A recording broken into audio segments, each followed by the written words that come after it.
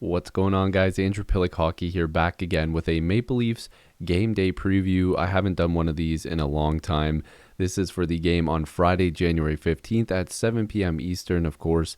Tonight, I usually record these the day before, so if anything happens and anything switches with the lines or anything like that, I can't predict the future. But the Leafs are 1-0 after beating the Montreal Canadiens, which was a back and forth game. I didn't make a review on that game, but listen, the Montreal Canadiens gave the Leafs a run for their money. The Leafs did not play very good. Let's be real here. The Leafs did not play up to par. Also, before I get any further into this video, a lot of people are asking me why I don't play highlights or music. YouTube is so bad with copyright that videos get taken down. You get strikes on your channel. I can't play highlights. I can't play music. I'm going to get in trouble. So I'm not trying to do that. If I can find copyright-free music that I can play in the background, I might start doing that. But anyways, definitely the Leafs and the Habs in game one opened my eyes to a lot of different things. I thought that the Leafs, first of all, did not play all that well. I thought that Freddie Anderson did not have a good game. I thought Wayne Simmons was a very welcome addition with that fight, getting the boys going. Because when you're down 3-1, you've got to step it up. And sorry, I know this is a preview for the Ottawa game, but I didn't really give a review of the Habs and Leafs game. But Freddie Anderson, again, just wasn't that good in game one. He usually doesn't have good starts to the season, which is kind of unfortunate because the Leafs kind of need to have a good start because the start's like going to be like 30% of the season. So they definitely really need him to step it up. William Nylander had 3 points, a couple goals. He looked really good. He was taking away some pucks.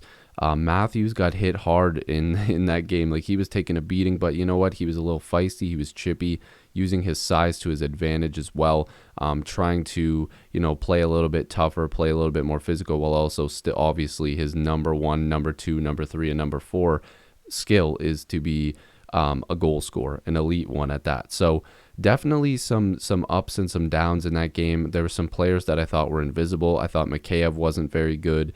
Spezza, these guys like Barabanov, like, they're not getting a ton of minutes, but I'd like to see more from the bottom six instead of us only noticing the guys in the top six. I haven't been overly impressed with Mitch Marner early in that game. Obviously, only the first game, but we'll get over that as more and more game reviews go. But this is a preview, like I said, for Friday, January 15th, 7 p.m. Eastern time.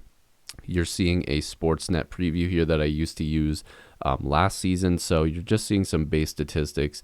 Freddie Anderson obviously being the probable starter. I'm not sure if they'll go to him on Friday or Saturday, so that could change. Don't quote me on this, but I don't imagine he'll play both games against Ottawa. You'll probably see Campbell in net for one of those games. Of course, you've got Matt Murray, one of the big acquisitions for the Ottawa Senators in the offseason. Now, the Senators are supposed to be better this year, but they're pretty much all, anybody is predicting them to be the worst team in the All-Canadian division or the North division.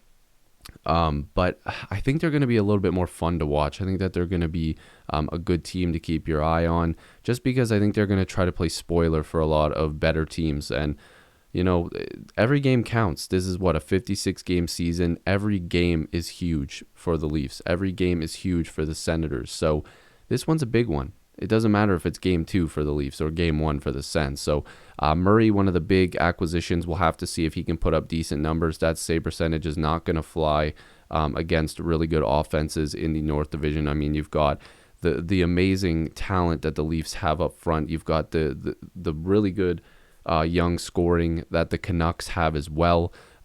Just every team in this division has guys that can light the lamp. I mean, even Montreal has some guys that can really score, so you got to be careful. But as you're seeing early, based off of just one game, Nylander's leading in points with 3 and 2 goals, like I mentioned earlier. Freddie with the 1 win is obviously leading for the Leafs, and the 2 assists from John Tavares have him in the lead for assists. Now, I wanted to just quickly look at some of these lines for the Sens. This is coming from TSN.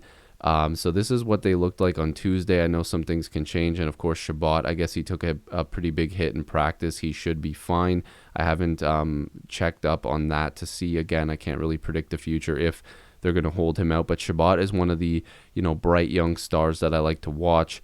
This blue line is not good still. And I mean that in the best way possible. This blue line is pretty brutal.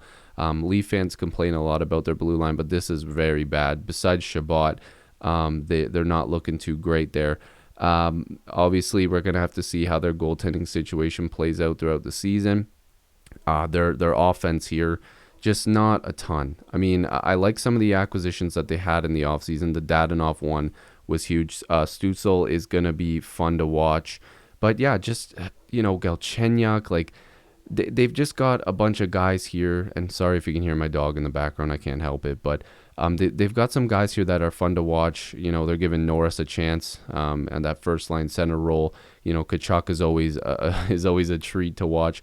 But this lineup doesn't scream, okay, like we're a great team, but it's the building blocks towards them being better. They've got a very good prospect pool that's growing every single year. Some of these Canadian teams are going to be so scary. I think that Ottawa's going to be a fun team to watch regardless of if they lose a lot of games. And I'm hoping they lose to my Toronto Maple Leafs quite often. So, just a quick preview. Again, it's so early in the season. There's not a ton to go off of, especially because this is also the first game for Ottawa. And it's going to be in Ottawa from what I'm reading. But definitely something to look forward to. So if you are new to this channel, make sure to subscribe. I'd really appreciate it. Join the squad. I might be live streaming during some of these games, so be on the lookout for that. But I appreciate you guys as always, and hopefully I'll see you in the next video or stream. Go Leafs go. Peace.